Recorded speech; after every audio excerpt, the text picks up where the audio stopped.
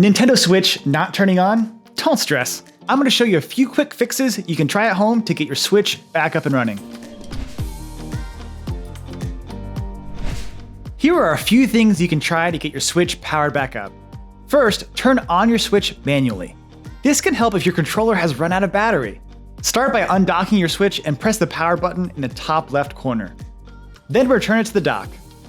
If that didn't work, make sure the battery on your Nintendo Switch is getting a charge.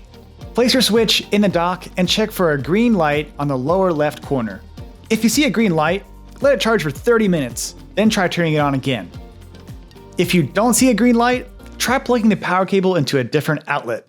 If the green light is still not coming on, you may have an issue with your dock. If charging isn't an issue, you may need to do a soft reset. Here's how. Press and hold the power button for 20 seconds. Then release. Now press the power button again to restart the console. For professional help fixing your tech, visit Asurion.com and don't forget to like and subscribe to our channel for more tech tips.